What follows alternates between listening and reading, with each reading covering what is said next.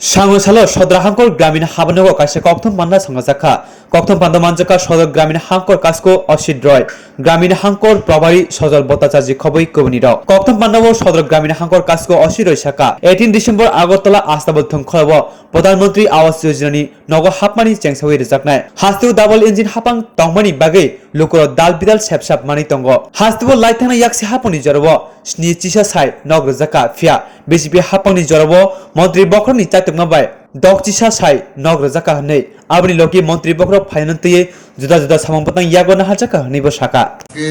সদর গ্রামীণ জেলার কার্যালয়ে প্রধানমন্ত্রী নরেন্দ্র মোদীজি 18 তারিখ যে ত্রিপুরা রাজ্যে আসছেন গৃহপ্রবেশ উপলক্ষে গৃহপ্রবেশ বলতে প্রধানমন্ত্রী আবাসন যোজনা প্রধানমন্ত্রী নরেন্দ্র মোদীজি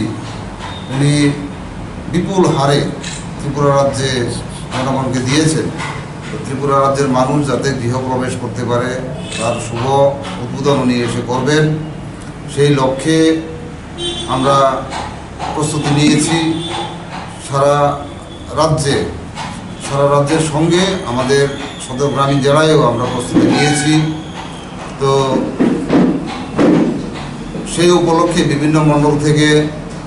কার্যকর্তারা যাবে সেখানে সারা আগরতলা শহর মুদিময় হয়ে যাবে সেই লক্ষ্যে আপনাদের মাধ্যমে আমাদের ত্রিপুরা রাজ্যের সমস্ত অংশের মানুষকে আমরা আস্তাবল ময়দানে 18 তারিখে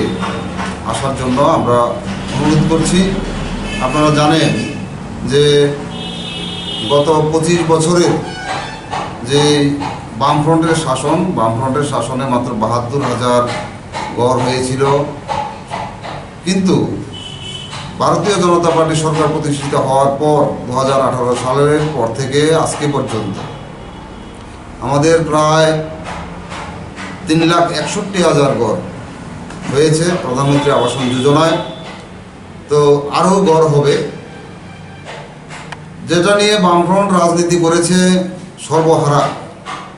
সর্বহারা বলতে যাদের কিছু নেই গড় নেই জায়গা নেই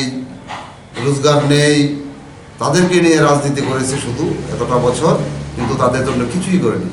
আজকে প্রধানমন্ত্রী নরেন্দ্র মোদীজির গরিব মানুষের কল্যাণের জন্য যে উনি কার্যক্রমগুলো করছেন যে যোজনাগুলি তৈরি করছেন তারপরে ফলে আজকের যুগে বামফ্রন্ট অপ্রাসঙ্গিক হয়ে পড়েছে বামফ্রন্টের আর কোনো দরকার নেই এ রাজ্যের মানুষ বুঝতে পারছে কারণ একটা উদাহরণ দিলে আপনারা বুঝবেন যারা চাবাক বিশাল সংখ্যা নিয়ে সেখানে সরকার গঠন করেছে তো আগামী দিনে আমাদের ত্রিপুরা রাজ্যেও 2023-এ নির্বাচন অনুষ্ঠিত হচ্ছে এই নির্বাচনেও এই যে কর্মযজ্ঞ চলছে এর একটা প্রতিফলন আপনারা দেখতে পাবেন আমরা আশাবাদী যে বিপুল সংখ্যাগরিষ্ঠতা নিয়ে আগের থেকে আরও বেশি সংখ্যার আসন নিয়ে আমরা এখানে ভারতীয় জনতা পার্টি সরকার আমরা প্রতিষ্ঠা করব তো মোদীজি যাওয়ার পর আমাদের যে কার্যক্রমটা হবে সেটা হচ্ছে প্রতি বাড়িতে যারা গৃহপ্রবেশ করেছে বা করবে প্রত্যেক বাড়িতে আমরা প্রদীপ প্রজ্বলন করব আমাদের কার্যকর্তারা সেখানে গিয়ে প্রদীপ প্রজ্বলন করবেন তো নতুন একটা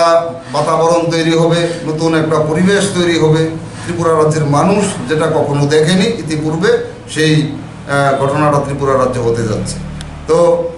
আপনাদের মাধ্যমে আমি আপামর ত্রিপুরাবাসীকে দলমত নির্বিশেষে সকলকে আমরা অনুরোধ করব যারা বেনিফিশিয়ারি যারা লাভান্বিত হয়েছে সেই সকল নাগরিকদেরকে আপনাদের মাধ্যমে আমি অনুরোধ করব আসুন বন্ধুরা আপনারা